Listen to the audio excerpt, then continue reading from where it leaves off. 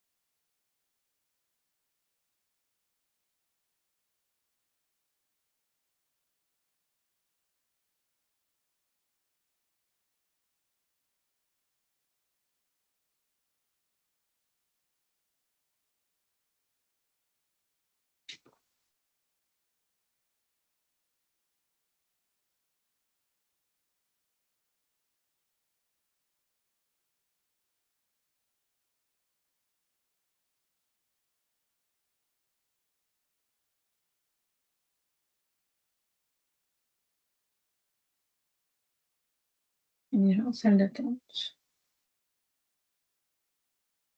Ouais.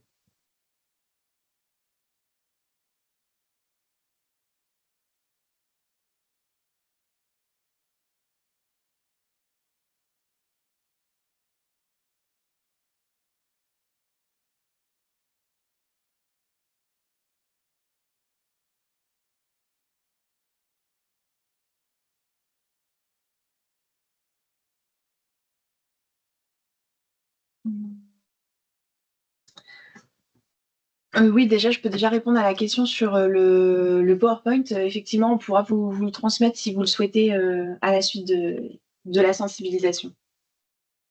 Qui de toute façon est enregistré. Qui est aussi enregistrée, effectivement. Vous pouvez la retrouver sur YouTube. Normalement, c'est YouTube. Ouais.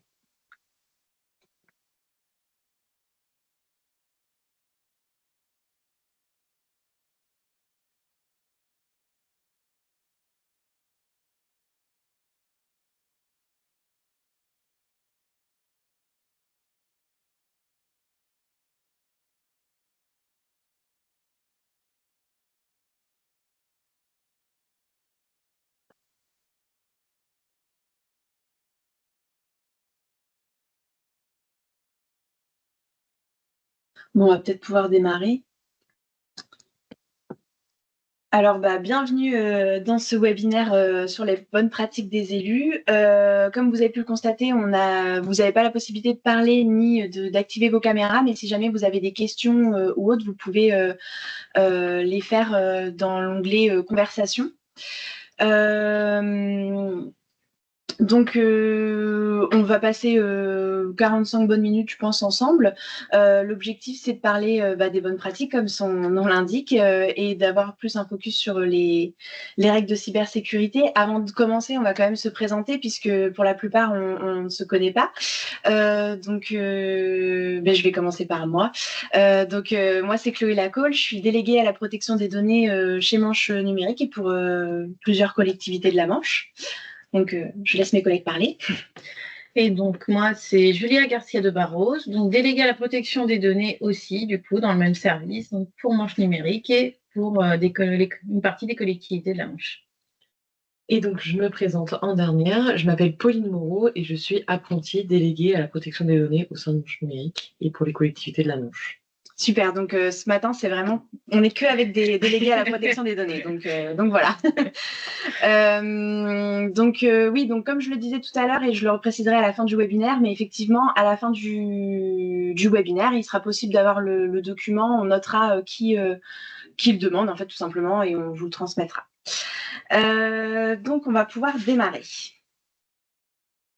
Alors, comme je vous le disais, il y a 3 temps dans le webinaire. On va avoir un petit rappel rapido des bonnes pratiques de manière globale. Et ensuite, on parlera plus précisément des règles d'or en cybersécurité. Et on terminera quand même sur la présentation de notre rôle et de ce qu'on fait auprès des collectivités. Alors, sur le point des bonnes pratiques de manière générale, c'est important quand même d'en reparler parce que pour la plupart, on est certainement en présence de nouveaux élus qui commencent tout juste leur mandat. Donc, il est important quand même de parler de responsabilité quand on manipule des données, notamment des données personnelles, puisqu'on est un peu obligé d'en parler comme c'est un peu notre métier. Et donc de la responsabilité vis-à-vis de ces données, dans la manipulation des données, dans la protection aussi, pour savoir comment bien traiter ces données de manière sécurisée. Que ce soit d'ailleurs pour les élus et les agents, évidemment, c'est des règles qui sont assez... Enfin, ça s'adresse à tous, en fait, hein, finalement. Notamment les principes de discrétion et de confidentialité quand on manipule de la donnée sensible. On ne parle pas seulement de la donnée personnelle, hein, mais aussi de la donnée sensible de manière globale, financière, par exemple. Et donc, le point à avoir en tête de manière générale, c'est quand même d'avoir cette idée de protéger la vie privée des usagers et protéger les données en fait juste de la collectivité dans laquelle vous êtes. On a différentes ressources qui existent et qui certainement vous ont été communiquées au début de votre mandat, comme par exemple le guide du maire 2026 qui est mis à jour à chaque mandat, je pense, et qui est élaboré par la Direction générale des collectivités locales. Donc c'est un document quand même assez sérieux finalement. Et il est assez complet, je l'ai feuilleté la semaine dernière et il y a des informations qui sont vraiment complètes et à jour pour le bon exercice des mentions. Donc, ça va vraiment des informations sur votre rôle jusqu'à la manipulation des données, comment faire les bons réflexes au sein de votre structure. Enfin, vraiment, c'est très, très large. Donc, je vous invite à le consulter si vous ne l'avez pas encore vu. Et il est assez intéressant. Et on a aussi d'autres ressources, des ressources qui sont plus en matière de cybersécurité, ce qu'on va aborder là tout de suite. Et c'est des ressources qui nous sont proposées par l'ANSSI, donc l'Agence nationale sur la sécurité des systèmes d'information, et par exemple cybermalveillance.gouv.fr. Donc ça, c'est la petite affiche que vous voyez à droite, où effectivement là, on a les étapes clés, les bons réflexes en cas de cyberattaque, et il y en a de plus en plus. Donc c'est vraiment important d'avoir cette fiche finalement en tête, et pourquoi pas même vous l'imprimer et l'afficher dans les bureaux, parce que comme ça au moins on a toujours ça en visu si jamais une cyberattaque arrive, ce qu'on ne vous souhaite pas bien sûr, mais c'est bien d'avoir les ressources à disposition. Donc voilà, pour cette petite présentation rapide quand même de la responsabilité de manière globale. On va pouvoir du coup aborder avec Julia et Pauline les 10 règles d'or en matière de cybersécurité. Il est à noter quand même que ces règles d'or en cybersécurité, elles sont larges, vous allez le voir de toute façon. Et surtout, même si l'élu, par exemple, n'a pas de matériel fourni par la mairie, qu'il utilise son matériel personnel, c'est d'autant plus important en fait de respecter ces règles de cybersécurité et de les avoir en tête. Donc vraiment, ça s'adapte à tout cas de figure. Vous allez pouvoir le voir du coup. Donc Pauline, je te laisse commencer. Parfait, merci Chloé. Bonjour à tous. Alors ma première règle d'or, ça va être le fait de séparer strictement les usages personnels de ceux professionnels. Donc je vais utiliser le mot outil. Dans outil, c'est un sens très large. J'englobe le mail professionnel qui vous a peut-être été donné. J'englobe les téléphones, les ordinateurs professionnels. Voilà. Donc, il faut bien séparer les outils professionnels des outils privés. On utilise son téléphone privé, son ordinateur privé pour le privé et inversement pour le professionnel. Si on a des usages privés sur nos outils professionnels, par exemple, on utilise une adresse mail professionnelle à des fins personnelles, ou même on utilise son ordinateur professionnel pour avoir des usages personnels, il faut quand même toujours veiller à ce qu'il n'y ait pas d'interférence entre les deux sphères, c'est-à-dire que le personnel n'aille pas interférer sur l'activité professionnelle. Il faut quand même, de manière générale, éviter d'utiliser tous les moyens personnels comme le téléphone mobile ou la clé USB sur des outils professionnels. Après, si vous n'avez pas eu d'outils professionnels fournis, vous n'avez pas le choix, mais dans ce cas-là, il faudra quand même veiller, comme je l'ai dit, qu'il n'y ait pas d'interférence. Euh, Lorsque vous avez eu un mail professionnel pour l'arrivée, si cette adresse professionnelle elle a été créée pour votre mandat, il faut garder en tête que cette adresse mail professionnelle, elle s'arrêtera également à la fin du mandat. Si vous utilisez votre mail personnel également pour votre mandat, là, dans ce cas-là, il faut quand même garder en tête une notion de droit. Vous avez le droit de ne pas donner votre adresse mail personnelle pour des choses qui ne sont pas obligatoires pour votre mandat. Par exemple, si un usager voudrait l'adresse mail directe d'un élu et que vous ne souhaitez pas divulguer votre adresse mail personnelle, ce n'est pas obligatoire de la communiquer, mais vous pouvez plutôt à la place communiquer l'adresse mail de la mairie, par exemple, de l'accueil. Et si vous utilisez votre adresse mail personnelle pour le professionnel, il faut quand même veiller à toujours trier les mails. Par exemple, en organisant votre boîte mail, faire un dossier personnel avec indiqué personnel dessus et un dossier professionnel. Pour ma deuxième bonne pratique, c'est de mettre régulièrement à jour tous les outils numériques. Les mises à jour, elles servent vraiment à régler toutes les vulnérabilités existantes et donc a fortiori d'éviter les violations de données.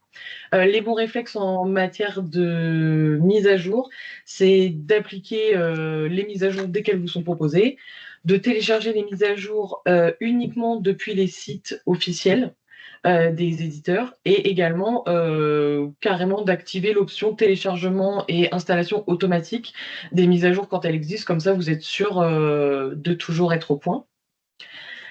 Une troisième règle d'or, c'est de toujours protéger tous vos accès par une authentification à double facteur lorsque c'est possible, ou à minima toujours avoir des mots de passe robustes. Donc, il faut un mot de passe pour chaque application qui soit différent à chaque fois et qu'on évidemment ne communique pas aux autres, et au mieux qu'on ne note pas sur de papier que les autres puissent avoir accès. Donc le mot de passe robuste, c'est 12 caractères minimum. Il faut qu'il soit long, complexe et aléatoire. Il faut qu'il y ait évidemment des minuscules, des majuscules, des chiffres, des caractères spéciaux. Pour ce qui est des mots de passe, les phrases de passe, donc par exemple, vous prenez une phrase dans un livre au hasard, c'est une bonne alternative pour pouvoir se souvenir de son mot de passe et qu'il soit robuste. Pour les mots de passe également, il faut évidemment jamais communiquer son mot de passe à un tiers.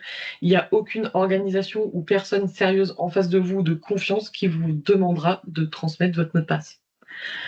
Bon à savoir, les coffres-forts de mots de passe sont de très bonnes solutions pour stocker de manière sécurisée tout votre mot de passe pour toutes les applications différentes, sans que vous ayez la charge de devoir vous souvenir de tous ces mots de passe compliqués. Et ça permet même de pouvoir en générer des aléatoires, donc comme ça, vous n'avez même plus à les créer. Est-ce que tu connais des coffres-forts de mots de passe qui sont agréés par l'ANSSI, par exemple? Oui, alors il y a un coffre-fort de mots de passe qui s'appelle KeePass, qui est agréé par l'ANSSI, donc que vous pouvez très bien utiliser. Il a été agréé par l'ANSSI, donc il est sécurisé, voilà. Et sinon, à Manche Numérique aussi, on propose des solutions de coffre-fort de mots de passe. Super. Une autre règle d'or, c'est le fait de ne pas laisser ces équipements sans surveillance, donc notamment lorsque vous êtes en déplacement ou pas d'ailleurs. Il ne faut jamais laisser tous les appareils, ordinateurs, téléphones sans surveillance. On s'expose évidemment des violations de données par du vol, de la manipulation et de la compromission de données. Et même lorsque vous n'utilisez pas sur place votre poste de travail, que ce soit à la maison, si vous faites du télétravail ou au bureau, il faut toujours penser à le verrouiller et à le placer en lieu sûr.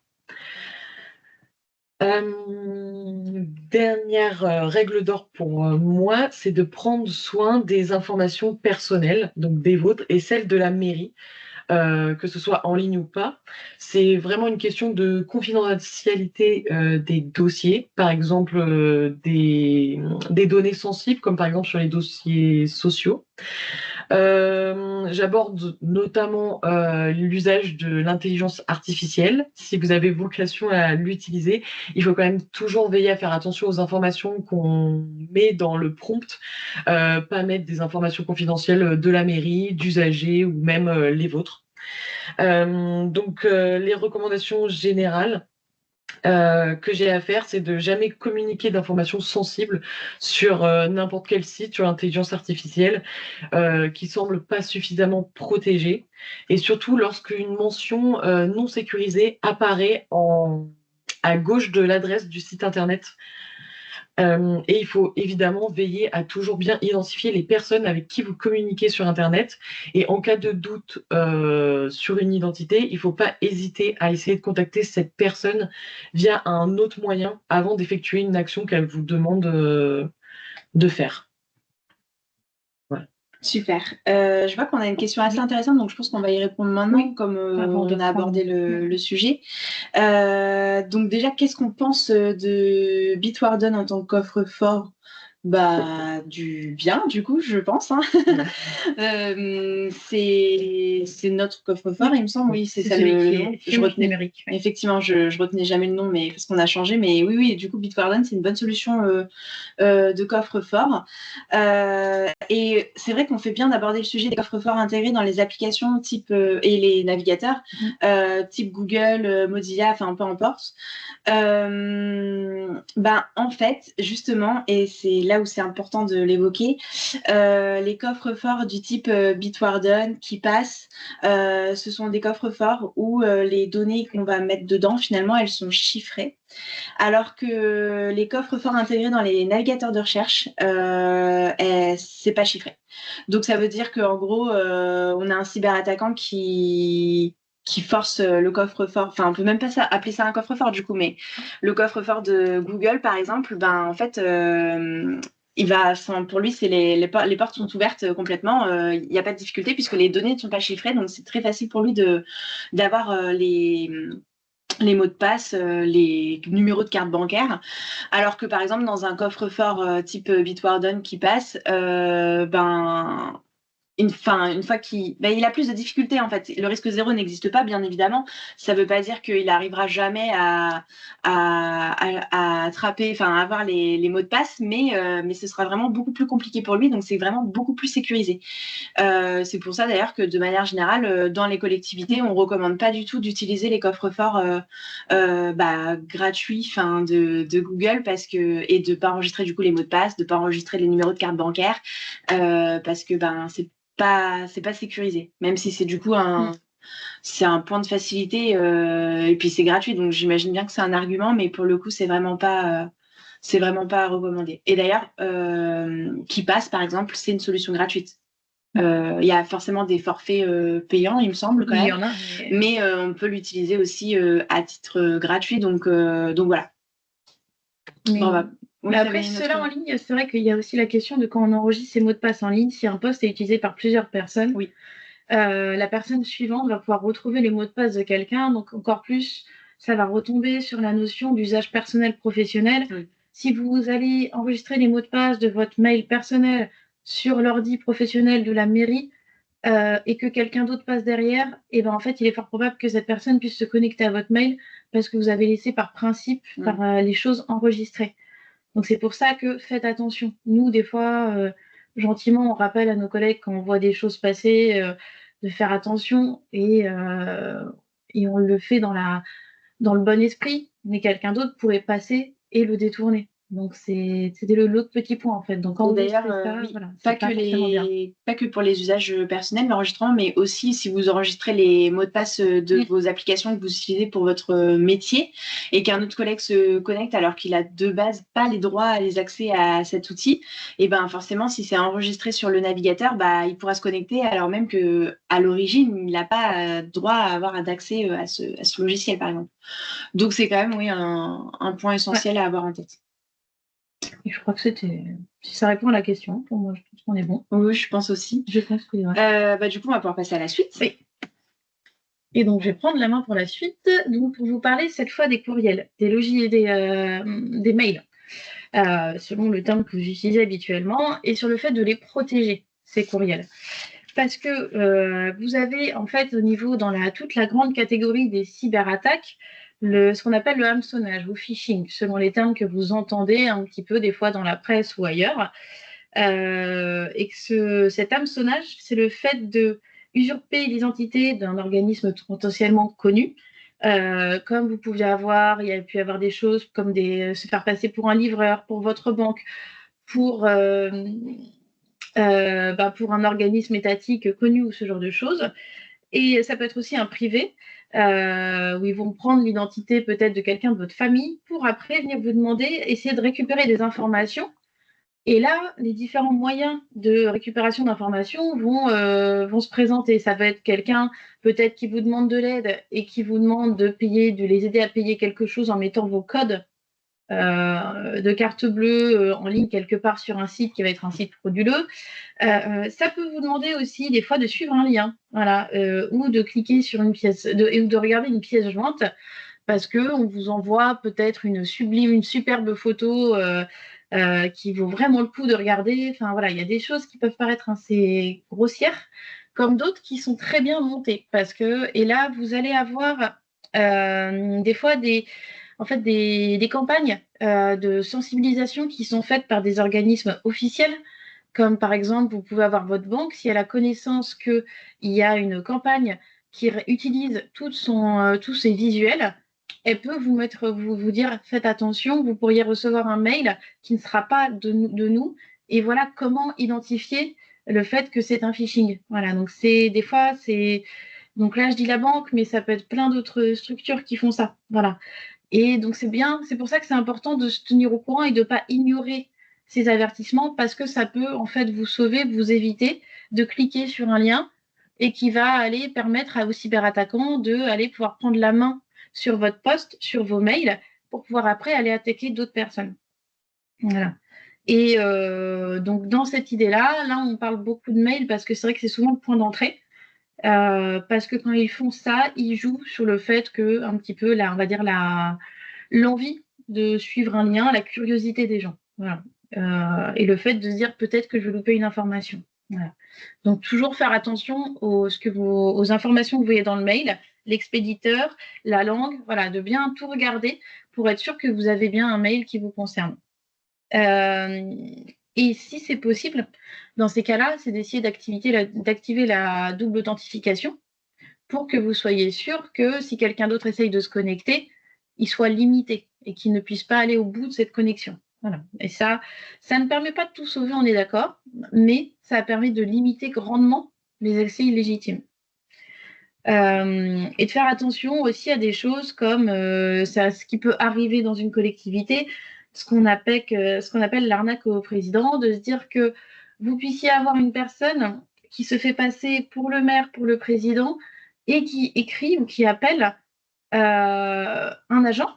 Souvent, ça peut être côté comptable pour leur demander justement de faire changer un RIB ou de faire un virement très important, très urgent. Je vois qu'on a une question qui collerait peut-être à ça.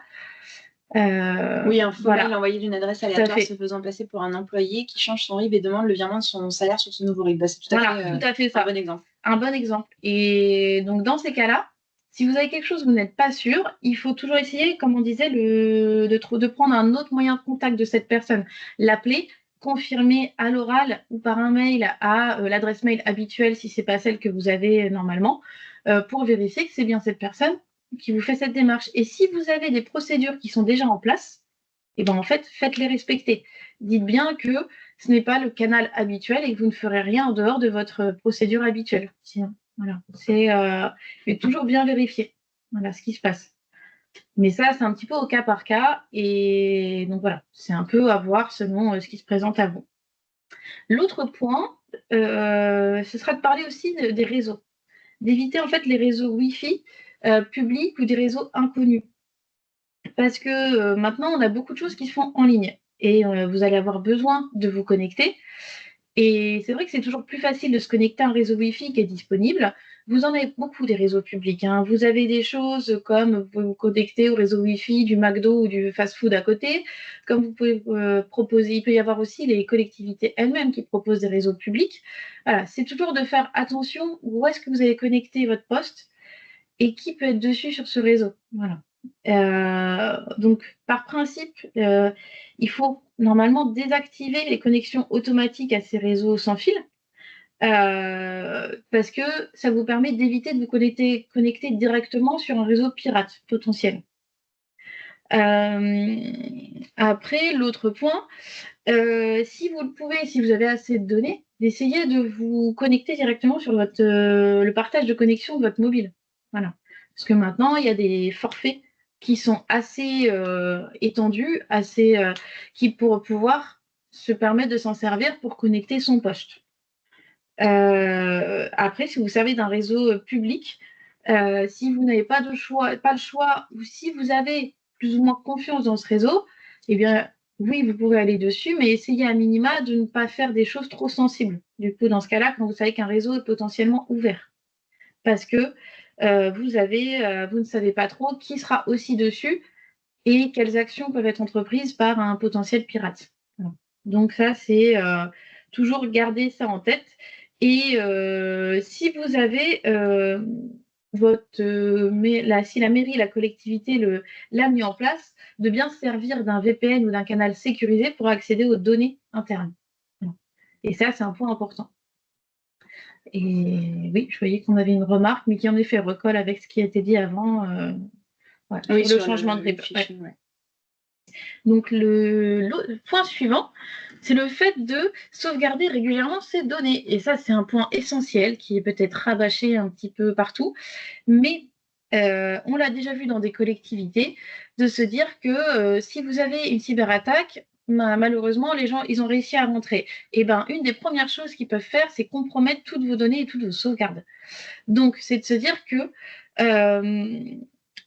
ces sauvegardes sont essentielles et les protéger aussi est tout aussi essentiel. Donc, c'est de se dire que vous ayez une sauvegarde de vos données qui soit faite régulièrement, que ce soit vos données, donc là, on parle du professionnel, mais chez vous aussi.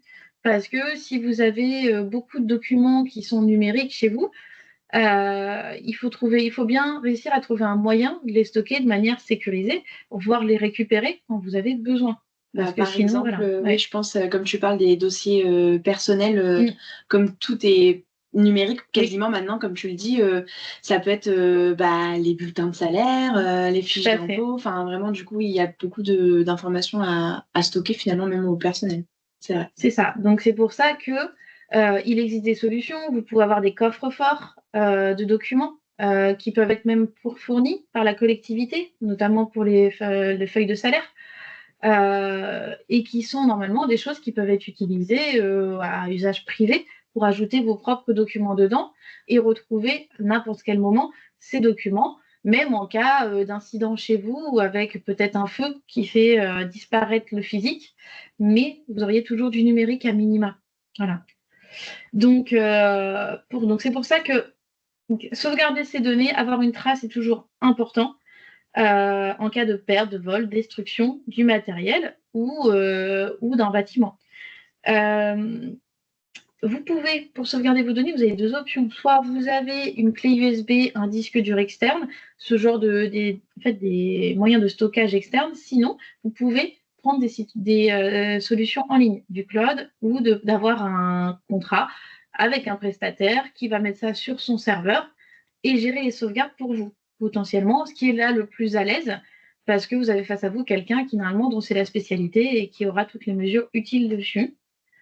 Pour vos données professionnelles, l'idéal, c'est de bien centraliser toutes les données, de bien toutes les sauvegarder et de ne pas en fait les sortir, de ne pas les garder juste sur votre bureau en mode travail parce qu'elles pourraient être perdues en fait. Donc c'est pour ça que de bien tout mettre à un endroit qui sera bel et bien sauvegardé avec la solution choisie par votre structure. Ce qui est important aussi, c'est de chiffrer toutes les données, tous les supports qui soient chiffrés pour que ce ne soit pas accessible à n'importe qui. Et d'avoir à côté de sauvegardes connectées, des sauvegardes non connectées qui puissent permettre de garder de la donnée en cas de compromission d'un système et qui ne puisse pas être accessible par rebond de manière par un attaquant qui soit à l'intérieur. Voilà. Ça vous permet d'avoir au moins ce socle, même si c'est pas toujours le plus récent dans ces cas-là, même si par exemple on peut se dire qu'il peut y avoir, ça paraît long, mais peut-être les données datent d'une semaine. Peut-être que c'est pas les plus fraîches, mais au moins vous avez une base de travail si vous devez recommencer à monter un système.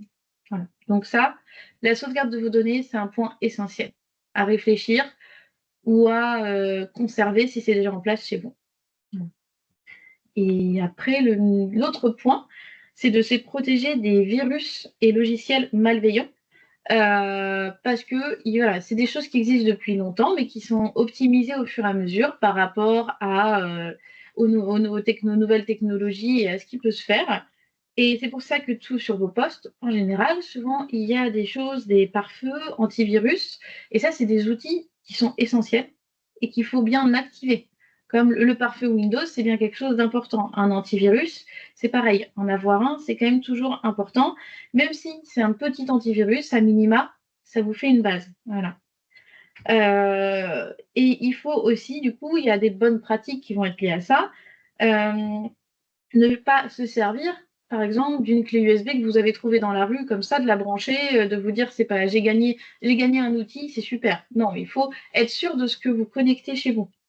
Donc, oui. Et même parce que du coup, tu parles de clé USB inconnue trouvée dans la rue, mais enfin, évidemment, il ne faut pas devenir parano, mais même un prestataire qui vous donne une clé USB, de manière générale, quand même pas recommandé de la brancher directement à votre ordinateur si vous avez le moyen de vérifier, parce que parfois on peut analyser la clé USB avant de l'ouvrir. Faites-le parce que c'est pas parce que c'est un prestataire avec qui vous travaillez qui donne des clés USB ou un agent qui ramène une clé USB de chez lui. Enfin, vraiment, on ne sait pas. Donc, être quand même assez vigilant sur ça parce que ça reste une cyberattaque qui fonctionne très bien au final. Donc, oui.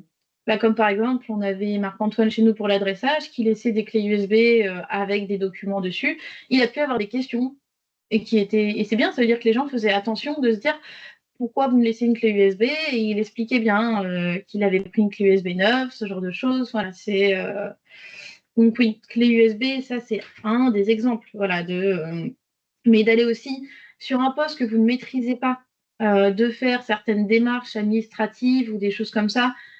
Il vaut mieux peut-être éviter dans certains cas, ou d'être sur un poste public. Voilà, de vous dire qu'avant, vous avez peut-être quelqu'un qui a laissé un petit utilitaire qui récupère des mots de passe, des choses comme ça. Enfin, voilà, c'est de faire attention au matériel utilisé aussi. Voilà.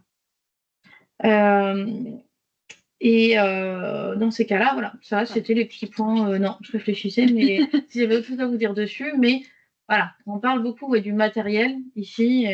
Après, voilà, c'est à vous de voir d'adapter à vos usages les mesures.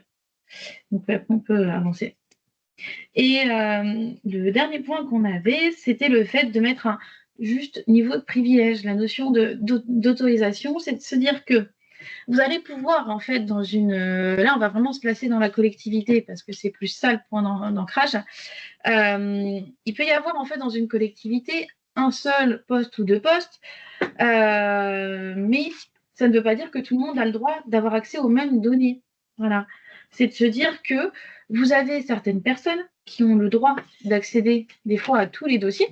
Donc, si on part de notre pyramide d'élus, on pourra avoir notre maire président qui pourrait potentiellement avoir accès à tous les dossiers s'il le désire, parce que c'est son rôle. Il va y avoir des adjoints qui vont avoir des délégations. Et en dessous, en fait, on va avoir une partie des élus qui n'ont pas de délégation officielle et qui, en fait, normalement, n'ont accès à des documents que lors de conseils ou de bureaux. Donc, ce qui fait que derrière, eux ne pourraient pas, par principe, se présenter, aller voir un agent à dire, s'il vous plaît, est-ce que vous pouvez me sortir un dossier ou est-ce que je peux aller voir moi-même sur un poste vos dossiers? Voilà, il y a des fois des... En fait, c'est ce qu'on met, la notion de privilège, c'est ça. C'est de se dire, c'est de mettre le juste niveau de privilège aux personnes qui en ont réellement le droit. Voilà. Et un seul poste peut être utilisé par plusieurs personnes, mais vous pouvez avoir plusieurs profils sur ce poste, ce qui vous permet d'adapter l'accès aux documents. Et ça, c'est des choses qu'on recommande parce que c'est vrai qu'on ne peut pas demander d'avoir un ordinateur par agent ou par élu, mais par contre, d'essayer de tracer qui fait quoi sur un poste et en mettant le bon niveau de privilège, ça, c'est possible. Et c'est des choses qui sont faites si vous n'avez pas de prestataire informatique, d'informaticien chez vous, de voir avec un prestataire informatique ce qui peut être fait pour limiter les accès illégitimes. Donc là, on parle vraiment que ce soit élu ou agent, de toute façon. Ça, c'est quelque chose qui s'appliquera aux deux. Voilà. Et de se dire, de se poser la question, si on vous dit non pour accéder à une ressource, est-ce que cette personne en face peut réellement vous le refuser?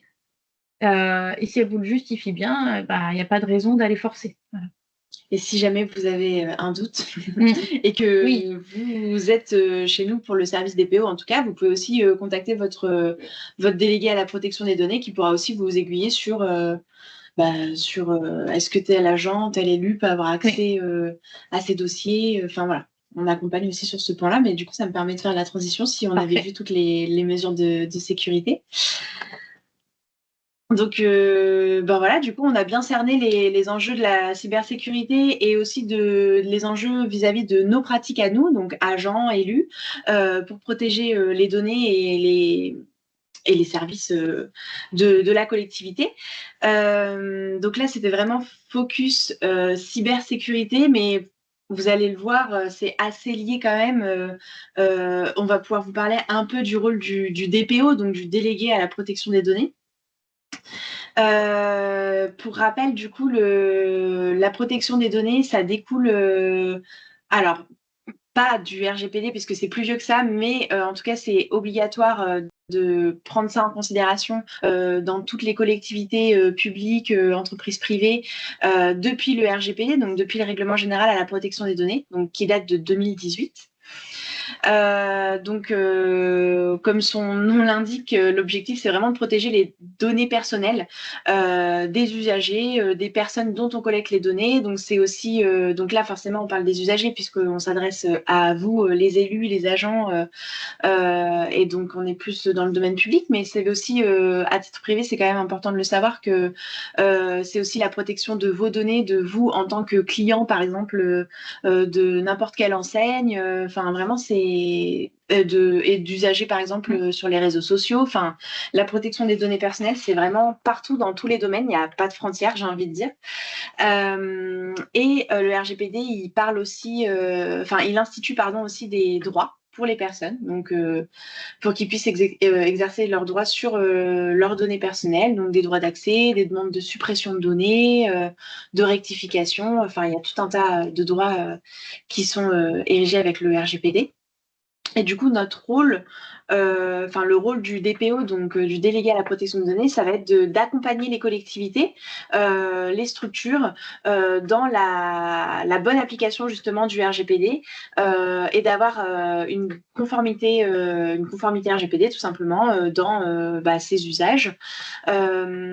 Juste pour parler un tout petit peu du profil du délégué à la protection des données, on a deux types de profils. On a les juristes, donc par exemple nous trois, on est juristes de formation, donc on a fait des études de droit, mais on a aussi le profil technique. Parfois, par exemple, le RSSI, souvent, par exemple, va avoir ce rôle déléguer à la protection des données, mais du coup c'est un peu ambivalent. Dans l'émission, on a autant du juridique que du technique finalement. Par exemple, dans le juridique, on va avoir la relecture des contrats de sous-traitance pour voir si on a les bonnes clauses RGPD dans le contrat, l'analyse des marchés pour intégrer des grilles d'évaluation RGPD par exemple, et relire la documentation pour ajouter les clauses nécessaires, la rédaction de mentions d'information. Enfin, c'est vraiment très très large. Et du côté technique, nous par exemple, on fait un audit de la structure en début de travail qui génère un plan d'action avec différentes mesures de sécurité à mettre en place qui sont majoritairement quand même axées sur la sécurité informatique. Donc c'est là où on rentre un peu plus dans le technique. Mais du coup, voilà, le DPO, il est là pour accompagner, il a un rôle de conseil auprès des collectivités dans la vie de tous les jours de la collectivité, en fait, dans tout leur traitement de données. Donc voilà, c'est quand même un rôle assez essentiel et qui est du coup obligatoire surtout à mettre en place depuis 2018. Donc c'est quand même important de l'avoir en tête. Et aussi, du coup, comme sur la dernière diapo de notre présentation, on fait aussi essentiellement, enfin pas essentiellement, mais beaucoup de veille.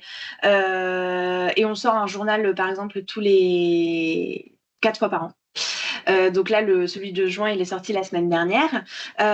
Vous pouvez vous abonner pour avoir le journal par mail à chaque fois qu'il sort. Enfin, vous n'êtes pas obligé d'être client chez nous. Enfin, vous pouvez tout simplement vous abonner à la newsletter. Et voilà. Enfin, si vous avez la moindre question, vous avez nos contacts, sur la fiche. Et voilà, je crois qu'on a fait le tour. Est-ce que vous avez des questions par rapport à la présentation qu'on vient de faire, des interrogations? Alors, pour s'abonner, il suffit d'aller sur le site de Manche Numérique. Mais je vais repartager mon écran, comme ça je vais vous montrer. Hop.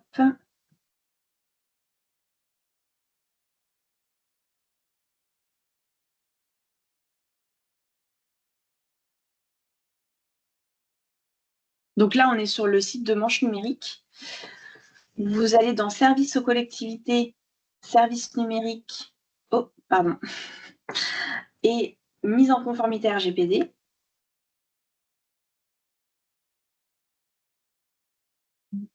Et donc là, on a le petit... Quand c'est une première ouverture de la page, normalement, vous avez un pop-up qui s'ouvre, qui vous propose de vous inscrire. Oui, de vous inscrire directement. Mais voilà, ça vous le propose aussi en principe. Et après, si vous nous envoyez un mail directement ou vous inscrire à nous-mêmes, il n'y a, a pas de problème. Alors... Alors, sur la création d'un groupe WhatsApp pour les échanges d'informations plutôt que des SMS. Alors, je comprends la praticité.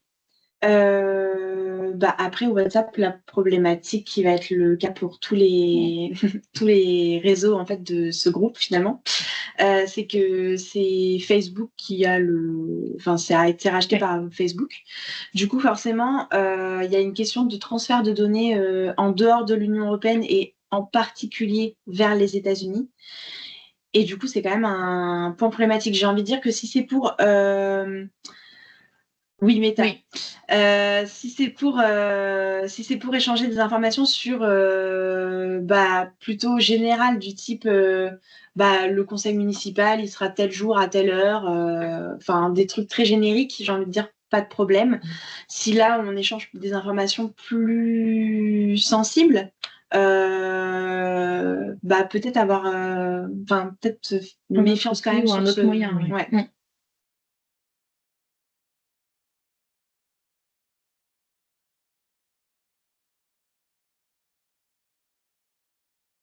Ah, je connais pas. L'utilisation de Mattermost, je connais pas du tout, mais on va se le noter pour regarder. Effectivement, c'est un outil qu'on connaît pas pour le coup.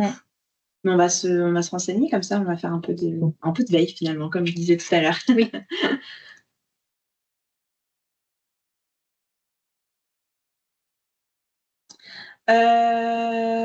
Alors, pour recevoir le PowerPoint, on va noter votre adresse mail qu'on a via votre participation et on va vous l'envoyer directement.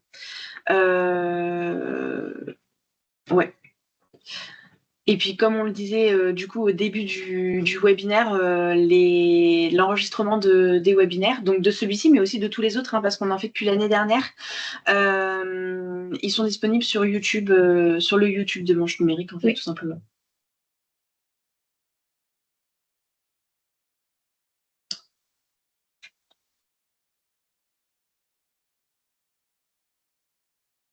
Après, de toute façon, si on retransmet l'enregistrement aux participants, on pourra... Oui, on va l'envoyer à tout le monde, comme ça, ce sera plus simple. Ça pourra être mis à tout le monde. Oui, oui.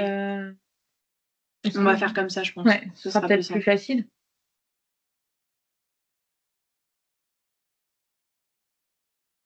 Il faudra juste qu'il passe dans les mains de notre service communication, qu'il soit présentable. Et... voilà. Est-ce que vous avez d'autres questions ou pas?